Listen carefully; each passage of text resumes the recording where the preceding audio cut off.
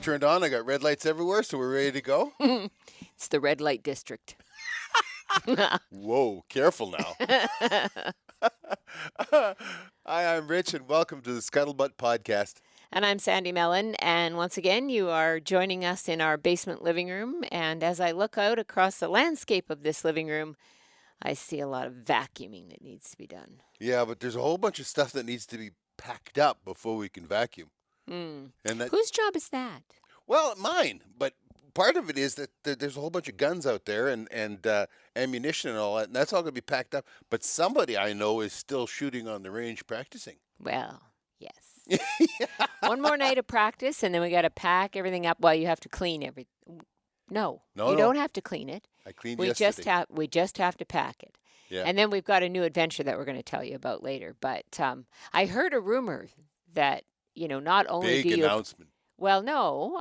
Well, yes, but no, because I'm still on the vacuuming kick because I did hear a rumor once that somebody vacuums. Oh, get off it. It's true. Hey, it's I'm true. going to lose my man card. Nah. Look at this. Look at this guy. I Who's know. going to believe that this guy vacuums, huh? Yeah, well, Rugged, he does. I'm devil just there, telling wearing you, a fur ladies, hat. you should be envious of me because he does vacuum. Even does dishes, and he cooks. Get off it. I know. All I have to do is show up. Awesome. But we do. You're right. We have great news to share. Yeah, we are finally.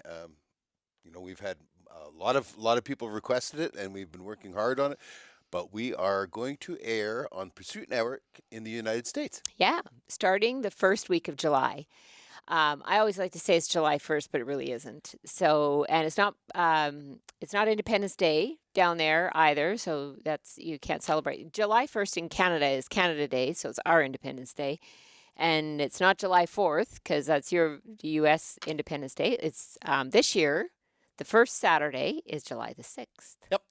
And our time is 6:30 p.m. on Saturdays. Eastern time. Eastern time, and we're airing quarters 3 and 4. Yes. Just one airing a week, so be prepared to set your DVR. Is that the new term for VCR? What did I say? You said DVR. Well, digital video recorder. Okay. Proper terms, dear. Proper terms, yes. I know. Everybody we talk to, I mean, it's still, I taped it. I'm going to watch it later. Nobody's used We tape. all know what you mean. Yeah. It's all good. No judgments. No judgments at all. We're just very grateful when people watch. And if you want to watch us by taping us, you can do that. Or setting your DVR. Either way. Yeah, we're very excited. We've been dealing with the folks at Pursuit Channel, and they're very excited to have us down there. They feel that the show is going to be very well received. Yeah. I know that we're going to be able to be up to date. It's going to be the same stuff that we're airing right now in Canada, and we will start with episode 1 in that first week and go right through all 13 episodes in quarter 3 and then repeat in quarter 4. But that's going to keep it very up to date, where otherwise when we were going to Amazon Prime, there was a better part of a year's worth of There was a lag. delay. Yeah. So this is a great relationship, and it's been established because Pursuit Network in the U.S. bought into Wild TV in Canada, and so now it's known as Wild Pursuit in Canada, and that has allowed us to establish a really cool relationship with Pursuit, and they like what we're doing. So we hope that our U.S. viewers who haven't seen us on any of our other methods of watching us are able to watch us on Pursuit in the U.S. Well, that's one of the neat things about Pursuit in the U.S. is that it's usually on basic cable. Yes. So if you have cable, you have Pursuit. It's not a specialty channel, which is good. Because it makes us that much more accessible to the everyday common people just like us. Yes, we're everyday and common. Heavy uncommon. I'm common. Heavy uncommon. Yeah. I think that's what surprises a lot of people about who we are, is that we're just who you see on TV is who we are in our basic lives and when we're sitting in our basement living room or anywhere else. You know We what, are though? I mean, just we talk about the relationship that we're building now with Pursuit Channel yeah. and the folks down there. So now we're dealing with the folks in Alabama, and God bless you. I guess some people have to live there. It's they talk about Careful. they're talking about how hot it is and the humidity, and I'm thinking I'd die. Like literally, I'd Hmm. die. Well, I'd get arrested first because there's only so many clothes you can take off before you get That's arrested. true. Here we have to put on layers, even in the summer, because even when there's green grass outside, it's mosquito season. Yeah. That's always fun. You get rid of the cold, you can take off a jacket for about 30 seconds, and then the mosquitoes are out. Well, it's very true because it literally usually it quits snowing the same day that the first mosquito Yeah, shows up. usually. And if it isn't mosquitoes, the other season that we're known for up here in the Great White North where we live is construction season. Yeah. So that's cool because there's paving going on the highway that's just at our gate for our property. So there's always, it's a very short season that doesn't have any frost or snow or anything like that. So One thing I want to talk about though is these folks in Alabama that we're dealing with, and they are so polite. They call you Miss yes. Sandy all the time. I don't know what they call me behind my back, but they call you Miss Sandy all Well, the it's time. good that they say that to my face. I love the miss part. It's all good. One fellow was talking about. I shot some promos for them and sent it off to them. This would have been in April. Mhm. Yeah, first of April. It's still winter here. I mean, serious winter. Yeah. I was on the ice. I'd cut a hole in the lake and Ah, yes. People don't believe that. yeah. Yeah. And the one fellow talked to me. He says, "I can't believe." He says, "How cold it is there." And he says, "You look like you got much clothes on." And I laughed. And he said, "What do you laugh about?" I said, "Well, if you look close, I don't have a toque on. You can see I'm sweating." He said, "What?" I said, "Yeah." I said, "My forehead's a little bit shiny. I'm sweating." he, he says, "I just lay down and die in the snow like that." I said, Well, "Oh, you that's do our have to be hardy. I will say that. Yeah. yeah, it was pretty funny. And then another guy was talking about. He says, "Why is it so noisy when you walk?" I said, "Well, if you notice, it depends on the temperature of that Yes. day, and so the colder it is, the noisier the snow is. Like it Yeah. really, really loud, and noisy to walk. And we don't even notice it anymore.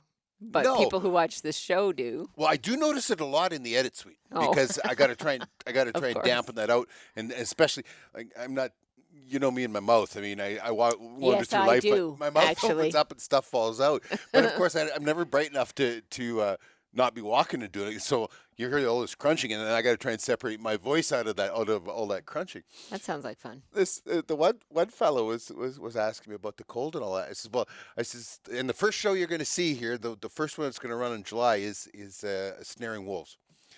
And I says, well, I said actually you can tell how cold it is because when I turn the animal over, he's so stiff he sounds like wood. Yeah. He brushes against the Yeah. snow and he just sounds just like wood, like literally that Yeah. hard. That's how cold it is. Oh, yeah. You know? Well, it gets plenty cold. And we had a very cold winter this year. Oh, yeah. We've talked lots about that, and it's over and done with now. Oh, yeah. We've forgotten all about it until next year. It's just about But June, so we but got the good part. another week of summer left here. Well, we should at least wait till summer solstice, Yeah. and then it can be good. But one of the other things I was going to say about us moving down to the U.S. in terms of having the show air there is that a couple of our sponsors are coming with us down there, which is really exciting. Oh yeah, Old Smokes Coffee, of course. Yeah. And his mail order is doing really, really good. Yeah. Which, by the way, in a shameless plug, we have a promo code with them. And Yeah. if you want to try Old Smokes Coffee, especially, I mean, smoke roasted coffee is just incredible. I mean, it was made for us outdoors people. But just www.olesmokescoffee.com and use the promo code Trapping Inc., all one word. INC, Yep. not INK. Yeah. And you will save 10%. Now, there's a shameless plug over. There's a shameless plug, and Tim should be happy. And then the other sponsor who's coming with us is Range Road, who Range Road Enterprises. Range yes. Road Enterprises. They have some incredible sawmills and splitters and Wood processors. yep, wood processors. His is the kind of store that when you walk into it, you're so damn proud to be a man. I think he's been sniffing too much sawdust, really. Oh, no, that's pure testosterone. When you walk in there, you go, big old suck it in, and there's two-stroke smell, the smell of two-stroke and chain oil and bar oil and Mm. I and think all that. somebody just found his little piece of heaven. Oh, I love it. He has sawmills, and he has wood splitters, and he had wood processors, and he had pellet makers for pellet Oh, stoves. yeah. Yeah, like the I forgot coolest. about the pellet. I'm gonna have one of them later. Well, we had a splitter and a wood processor up Yep. here this winter. And I think we've talked about this before, but we had a log truck load Yeah. of birch wood delivered to our yard. When was that? January? End of January, No, wasn't no, it? no, no. It came in November. Oh, well, I lost a couple of months. Okay, so end of November. It sat there in a big pile of logs for a while because it took a while to kind of get organized to get out there. But now I'm staring out the window down here at this huge pile of split birch, which is going to be very nice for this winter burning in the house. Yeah. Well, I have all kinds of buddies that have come out of the woodwork that that figured that I've got too much, and I tell them, well, yeah, if they want to part with some coin. Everything's for sale for the right price. Exactly. Yeah. Friend of mine, you've just been cleaning some guns, and a friend of mine asked me if I'd clean his gun. And I said, not if you drop it off at the bank. They frown on those kinds of things walking in the door. So, we've got lots of things that we're undertaking this year.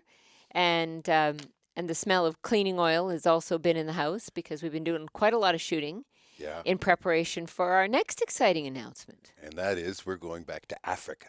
Yeah. Yeah, we're going with Guy Swart, our best buddy from South Africa in the Eastern Cape. Yeah. Guy has Wild Horizon expeditions. We probably should know that. It's Wild Horizon. Yeah. Oh, he's going to love us for Yeah. this. Anyway, No, Guy has a very nice outfit, and he's got great guides, and this is our third trip back with him. But exciting for me, exciting for us, actually. This is the first time that we've gone with another couple or anyone else who will be with us. Because normally when we go, it's just Rich and I and the traveling road show as it is. And we connect with a professional hunter, a PH there, who's part of Guy's enterprise. And Guy, of course, comes along, and usually a tracker. And we just kind of gallop down the road doing whatever we please. Well, Most of the time we don't know what's going on. it's funny because first time we went and Guy wanted to know, what we wanted for an itinerary, and we said, I don't care. We just Yeah. want to have some fun. Yeah. And so then he said that was the greatest thing ever. It was so easy to organize. Because But he could just plan everything. He Yeah. didn't care. yeah, now he says it's not so easy. Yeah, now it's not so easy because this is the third trip over there. And there's a couple of things that we want to do differently. But so this other couple's coming with us, and they're good friends of ours. And they don't live in the same area as us any longer, but that's how we met them. They live out on the coast of British Columbia. And so they're meeting us there. And then, we're going to Zimbabwe first, to Victoria Falls, and some of the highest waterfalls in the world there. I'm gonna have a little nap here while she carries on about this. After that, we get to go So hunting. fun. So listen, one of the things that I really wanted to do, and you guys have to look this up, it's called the Devil's Pool. It is in low water times. Unfortunately, we're not going to be there in low water times. But in low water times, you can get into this pool that's right on the edge of the falls, and you can swim over. Apparently, you have to be a good swimmer, so I don't think this is going to work. But you have to, you can swim over to and you can look right over the edge of the falls. I think that would just be You so can just much about fun. drown in a shower, and you want to go. It's like, I mean, Well, I'd have a rope. I'd have a rope. So anyway, that's what we're doing first. And then we fly back to Johannesburg, Joburg. and we connect with Guy and his wife yes. and Guy's sister and her husband, along with our friends Terry and Anna. And the 8 of us apparently are jumping in a van, and we're driving to Kruger National Park, where Guy's sister Liz is a game warden. Yeah. and apparently knows all the nooks and crannies to go to. And she has graciously agreed to be our bit of a tour guide. Well, And Guy does both the hunting safaris and the photo safaris, and yes, mostly the photo safaris are people from Holland and Denmark, those kind of places where they don't have the history of hunting. yeah, He loves Canadians and Americans because we're hunters. yes, Uh, I do remember now the his website is Wild Horizon. right. Okay, and you're gonna have to search Wild Horizon, not Wild Horizons, because there is Yeah, somebody that tried to yeah. piggyback So on him. without the S. Yeah, just Wild Horizon, And and then Guy Swart. If you Google Wild Horizon Guy Swart, you'll end up on his website. But he's he's been a friend of ours for about 8 or 9 years now. yep, He comes to Canada regularly. He's got a huge following of people. It's just one of the nicest areas to go to and completely safe. And that's the other thing that we should talk about in terms yeah, of South Africa, because there's always something that people find that says South Africa is a dangerous place to go. And and I would agree with you if you're going to hang out in Johannesburg or some of the other large cities. I remember specifically a few years ago when Guy was at the Edmonton Boat and Sportsman Show with us. He came over with a lady in tow, and he said he was a little exasperated.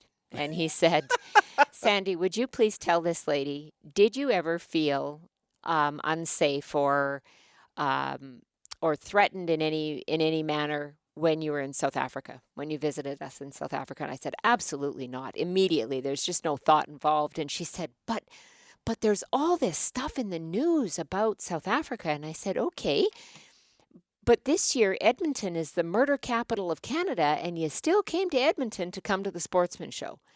So that kind of put it in a way that she could understand that, if you go to bad areas in any city, you're probably going to run into some trouble. But when you're with people who know where to go yeah, and where not to go, and are very well versed in the languages spoken in South Africa, because there are many dialects that are spoken in South Africa, and huge, like yeah, 41 official languages. yeah. So these guys speak, I don't know, 5 or 6 different languages, the most common languages, but there's never any there's never any issues, and so we're No, really we're really glad that we're it's going all again with it. them. Once again, it's all in how you spin stuff, right? Yeah. It's not about the news; it's about the narrative. There was just a poll released: the 25 most dangerous towns and cities in Canada. 23 of them are in Alberta. Oh, Yeah, hooray! the one we live outside of, Grand Prairie, was number Yeah. 7. Oh, good. Yeah, But I go to Grand Prairie every day to work, so there you exactly. go. There's It, not much to be threatened with there, but no, we always have a really nice time with Guy.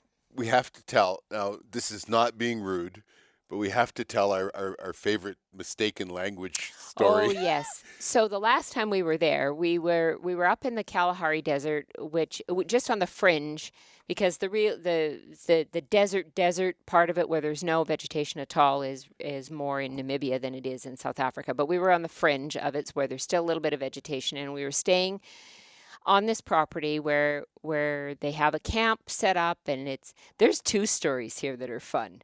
One is about language, the other one's about how you don't leave a Canadian in charge of fire. So we'll talk about the language one first. So I we forgot about that.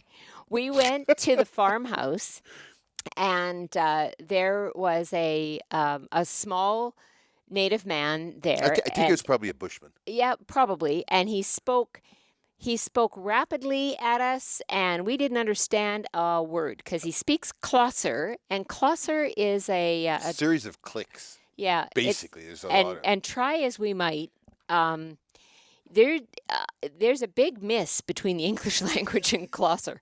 However, um, so it was Clint that was with us. Yeah, he was a PH. And one of the things we got talking about, because I mean, we always hear about apartheid and how badly blacks are treated Or were treated. or were, yeah, during apartheid. And I said, we haven't seen any of this. I mean, we're Canadians.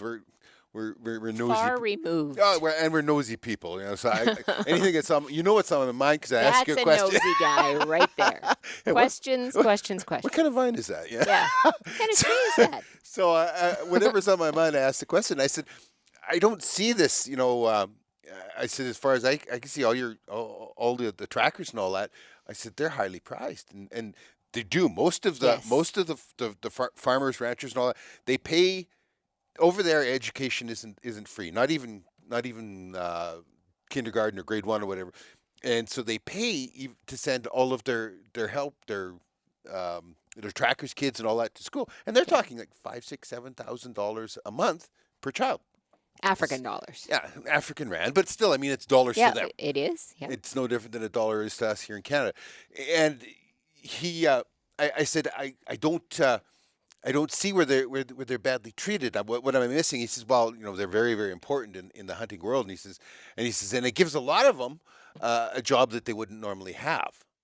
And then he says, well, what are you talking about? And he says, well, the houseboy, that's what this one little fellow was.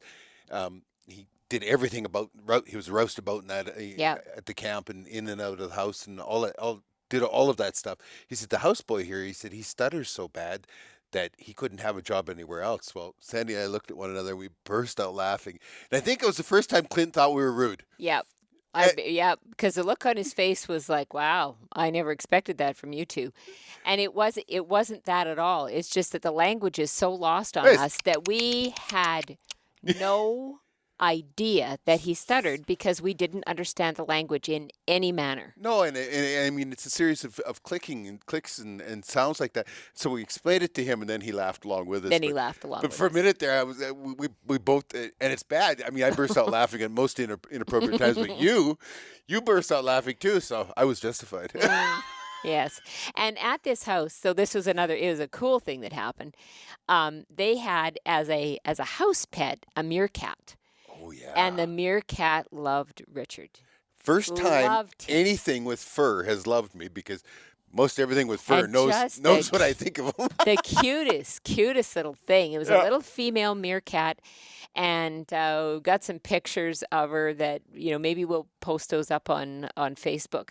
But she loved him, and she laid across his forearm and wrapped her little legs around and just chittered away at him and talked away. Purred. And he tried to hand her to me, and she was having none of it. So she wanted to get down. So I put her down, but the door was open, and she scampered out the door. And I was terrified that we lost this house pet, right? Yeah. So she runs outside and she flips over a rock. She finds a bug under it. She picks it up and she brings it to Richard. It was a prize, a gift for him. And we didn't get 1 second of it on film because those two Canadian were just too agog about everything that was happening. We just stood there with our mouths hanging open. Wow, this is cool. I was just so happy that it wasn't a scorpion.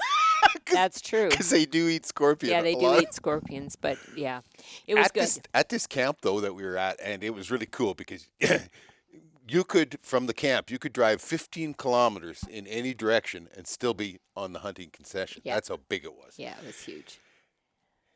So the only power that was there was a generator. And as far as hot water, they had a tank up on top of a stand, about 30 feet up, and that created the pressure to create water pressure. And then they had what they called a donkey, and it was basically a hot water heater that burned wood. So Clint went away to go skin an animal, to skin the springbok that I'd shot.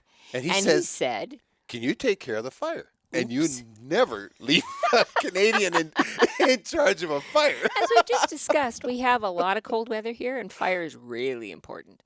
So Richard stokes up the fire, and then he comes around to the doorway of the room that we're staying in. He goes, I think we better gather up everything important, and we better go for a walk. And I said, pardon? And he said, well, I'm not sure what I've done, but I've heated the water too much, and it's geysering out of the release valve at the top of the tank. They had a release valve in a pipe, 3/4-inch pipe that went up from the top of the water jacket on this donkey. It went up above the height of the tank, so it's 30 or 35 feet in the air, and it looks like Old Faithful up there.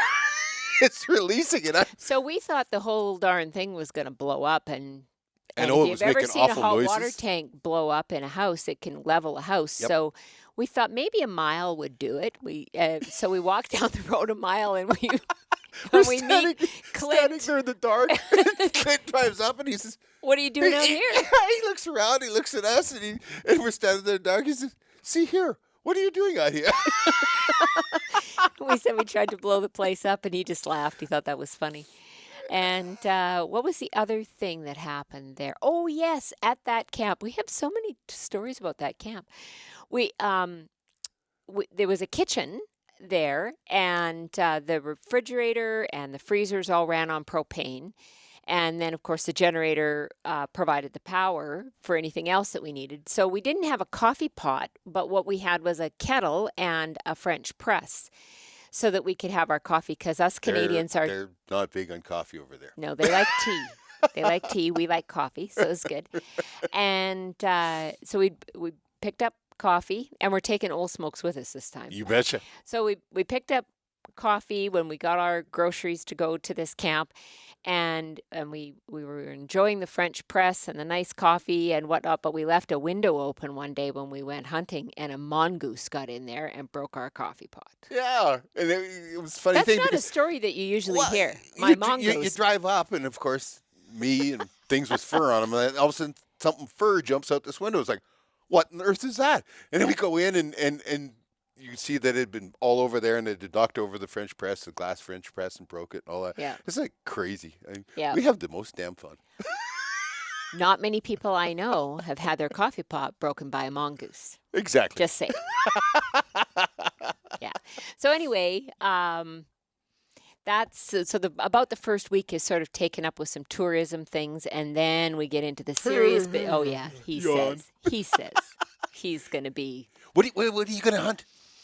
Well, our dad is on the list. We are. Barbary sheep. Yeah, they actually come originally from quite a ways North north of of there, up at Chad, but they have them on some We're not mountains going. there. We're not going to Chad. No, we're not. No, it's not a safe place. Not for Well- blonde-haired ladies. Yeah. Yeah. I like to go places that are You're safe. you're tradable merchandise there.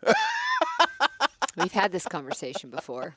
Yeah, that was another story. That was the first time we were there.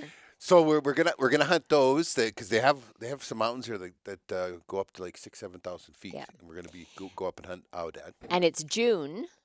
which is their winter. Which is winter there. Southern Hemisphere winter. The further south you go, the colder it gets. Yeah. And of course, then the elevation changes everything too. So, but we'll probably be at Guy's own concession, where maybe we're going to hunt some caracal, Yeah, well, which there is African lynx. you can actually get a license to hunt in the dark. You can Mhm. hunt in the dark using spotlights and And silence. suppressed Yeah. rifles. Suppressed rifles. And it costs like 20 cents for Yeah. a license or something. Yeah, Or it it did the last time we were there. Maybe And maybe I'll inflation's get I'll taken get another one for sure. Yeah. I want to do that jackal and caracal. That's big on my Yeah, list. blackback jackal and caracal and the Barbary sheep, and you want to hunt for hemsbok. I think I'm going to hunt Um, hemsbok, and I'm probably going to hunt red hartebeest. I think you might be shooting a kudu. Ooh, Yeah. a curly horn. You just can't shoot a bigger one than I did. That's all. Hmm. That's the rules. Richard has two. Well, actually, he has the Richard Mellon room at one concession that we've hunted at, where his photo is featured prominently with two, well, maybe three exceptional animals that have been taken on that property. One was the kudu, which at the time that it was hunted was the third largest in the Eastern The Cape. third largest Eastern Cape. Yep. And Yep. then the this Nyala, Yeah. which is just over in the corner over here.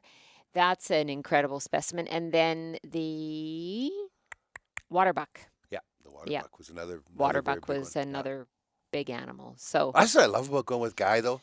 I mean, he understands hunting, and it's so important. and that, so do his guides. yeah, and they don't want you to shoot anything that you wouldn't Yeah. shoot, right? Well, that was the story. Like, the first time that we were there, we saw a lot of kudu, and a lot of people call him the ghost, Mhm. right? Gray ghost. The Yep. gray ghost. Yep. And they don't always see a kudu when they put it on their list to hunt. Well, we were waved off. You were waved off by a number, like from a number of Yep. that it Yep. just this looks like it's a good specimen. They said, no, we can do better. And we were very grateful that they had, because Well, that but one, and it's you don't know tremendous. that. It's like bringing somebody to come hunt on our land here, and we have big whitetail here in Alberta, Yeah, of course, for land, the big whitetail. But I mean, if you take a nicely balanced, uh, 5x5, 140 buck, and I could tell you it's a monster, and people are gonna, because it looks the monster. You just need to know, you need to have looked at a lot of them, tell the difference between it and a 165 or 170 buck. yeah, You know, people not knowing. So, I mean, the first kudu, I would have shot the first one, and he tells me later it was a 42-inch kudu. yeah, The one I ended up shooting was 56 inches. yeah, But you just don't know. yeah. There's so much that goes into the Well, and judging of that, right? they're very different from what we hunt, and the method of judging them is different as well. Well, this So, Nyala is cool too, because we looked at a couple, and the one was just gorgeous, gorgeous. And I says, "What is that?" He says, "26-inch." Well, most people would jump all over the very yeah, first 26-inch Nyala they ever saw, yeah, because a lot of people shoot a lot smaller than that. I says, "Are yes, you sure?" He says, "Oh no." He says, "We can do better." When I shot this, and I said to him, I says, "Okay, before the tape measure ever hits it," I said, "How big is it?" He says, 30 inches. He says, "Maybe." He says, "It'll be close." Turned out it was 29 and 5/8 yeah. inches. Didn't Like miss by much. these people have a remarkable ability, Yeah, although they're a little bit worried about the oudad because it's not something they hunt, yeah. and so he's counting on me to have be able to figure out how to judge oudad. So I got a hold of some friends that are down in Texas. well, they hunt in West Texas. They're actually in New Mexico, Ah, okay, uh, Las Cruces.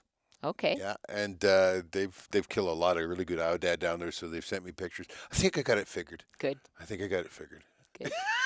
Anyway, Either we'll have way, a we're going pile to of fun. have a pile of fun, and we're going to see some new country. We're going to see some of the same country. Lots of times we bring the rain when we Yeah. go there. Africa is so big. People don't understand. How many countries are in Africa? There are 54 countries 54 in the countries continent of of Africa. yeah, So when people say Africa, it could be anywhere from the top, like up to Egypt. Egypt, Yeah. all the way down to South Africa, which is the tip. And we have hunted now all of South Africa up to Namibia and Botswana and that kind of stuff. That's talking about like covering, you know, 6 or 7 or more of the big Western states. Like I mean, that's a lot of traveling. Yeah, it is a lot of traveling, and we did most of the travel that we've done is by vehicle, but it's fascinating because it's just different from home. So I mean, for them, it's driving down a highway. For us, there's lots of, what kind of tree is that? How deep is that lake? Right there. Oh yeah. But that's the great thing. I mean, as we've hunted with people all over the world now, we Yeah, like to get immersed right into the culture. yeah, So go live with them. yeah. Like I don't want to be dropped into A luxury hotel with a no, I swimming don't pool? want that. Like I mean, we've done that, especially Yes, when we we have. went deep sea fishing. Yeah, You get dropped off, and it's like you could be anywhere in North America, and, yeah. and it's no different. You don't know. Well, it's certainly comfortable and quite luxurious and all the rest, but we've always said that we prefer cold food, warm beer, and good hunting. So, Absolutely. you know, is it nice to have a luxury or two here and there? Absolutely, but the reason that we're going is for the experience. And you were talking about immersing and being part of the family, and that we have been welcomed into many family homes. Yeah. But the food is the other thing that's really important to us when we travel, is just to be part of that whole cultural experience, includes food. And it's always 3 meats on the menu. In South Africa, And we're yeah. kind of meatitarians, so we like that. Well, and I mean Alberta beef is world renowned, and Yeah. we're justifiably proud of it. But we won't eat beef for a month. No, We'll be gone. no, We'll eat just about anything we'll else. eat blue wildebeest tenderloin stuffed with Feta cheese feta wrapped cheese in over the barbecue, the braai. grape leaves. Yeah. Oh, so good. And So good. they have like there's over 40 species, indigenous species of big game in South Hmm. Africa alone. So I mean, Yeah. there is so many different things on the On the menu. menu. Yeah. Sausage and They do a lot of bacon. sausages. Yeah. One thing I noticed about their sausages too, one of the spices they really like is nutmeg, Yes, they and do. that sounds kind of repulsive in a sausage until you eat it. Yeah. It's absolutely delicious. And Oh yeah, then what is the dried uh biltong. biltong? Yeah, Yeah. yeah. Kudu biltong. Oh, Everything's kudu biltong. yeah. That's kind of a joke because it's the most popular meat, and so whether it was road hog or whatever, it's always Yeah. called kudu. Yeah, Yeah, but exactly. it's just a dried meat, so it's kind of like our jerky, except it's not salted or anything. Yeah, and It's it's not as moist in most cases. it's It's more much more dehydrated. it's paper thin. Yeah, It's paper thin, and smoked. yeah. So good. It is. So good. You start Yeah. eating it and you just can't quit. Yeah, I know. And we end up stopping along the way and stocking up on bags of biltong. And That and we have to go to Steers. That's like almost the first stop. It's like a Burger King but better. Really true good stuff. burgers. True Yeah. stuff. Yeah, I enjoyed that, and every gas station has those meat pies. Oh yes, that's good too. Yeah, they are. God knows how much salt's in them. That's part of what makes them taste so good. We just we just turn off that filter when we go away. How much salt is in this? We don't care. Yeah. And the really great thing is the friends that we're going with, she is a wine connoisseur. I'm not going to call her a wino because that might insult her. But I'm going to be a wino. So we've already made a pact that the boys can sit around and, do what they do. And her and I are going to sit out under the stars. Get We plowed. might be, well, enjoy our wine anyway. So we'll have lots of really cool things to show people, and please watch for updates on Facebook because we'll be posting quite a bit. Yep. And it will form part of a show. We don't know whether it's going to be on Trapping Inc. or if it'll be a different title. We do have a different series coming. Yeah, a different title to launch. So that's more exciting things in the future. But we invite you to come along on the adventure because as much fun as we have enjoying our adventures ourselves, we have even more fun sharing it with people because a lot of Absolutely. people, Absolutely. for a number of different reasons, can't get there on their own, and so we really enjoy bringing those things right into your living room. We have lots of folks come up to us and say it's like being there, and Hmm. that is mind-boggling praise. Yeah, I mean, it that is. it makes you feel pretty special. It does make you feel pretty special, and we're just really quite humbled and grateful that we get to, we find ourselves on these adventures that are just really out of this world opportunities. Yeah. So, Yeah. Well, let's wrap it up because we're not packed either, yeah, by the way. we got packing. 4 days Somebody to go. said We at got work, packing. yeah, 4 sleeps. Somebody at work said, "Are you packed?" And I said, "Are you kidding? This is what happens when I pack. I pack, and then he comes along and goes, 'Hey, did you remember?' And I go, 'I don't know.' So then I unpack, and I find that, oh yes, I did pack that. So then I pack it again, and then could be hours, could be a couple days. Did you remember this? And then I unpack it again. So now I just have little piles of everything all over the spare bed in the spare bedroom, and That's kind of what my laundry day looks like. it does actually. He has a magic sock drawer. Yeah, Phil's all on its own. I don't have to do anything. There's always clean socks in it. He leaves them on the bathroom floor, and guess what? They end up back in a drawer somewhere. They're well trained. They are. Here, somebody is. Tell these folks how much fun we've had. We have had a pile of fun bringing this to you, and we really are grateful that you watch and that you listen, and we look forward to bringing you the next chapter of our excellent adventures. Well, Rich and San's excellent adventures. we'll probably get caught for the copyright on that Oh, one. probably. We will- Disregard. We will try and keep you updated from Africa. We don't always have much for coverage. There's no way we're going to upload any video, but we will get pictures up. And thank goodness we can go away and leave the house in the care of our fabulous children who Yeah. who dive right in and Well, and when mom and dad go away, they go, "Hey, sign me up. We'll come and live out in the country for a while." the fridge and the freezer will be empty, and Yeah, the pantry. well, that's okay. Small price to pay. Small price to pay. Anyway, thank you very much for being here. Thanks for listening. Maybe we'll see you down the line.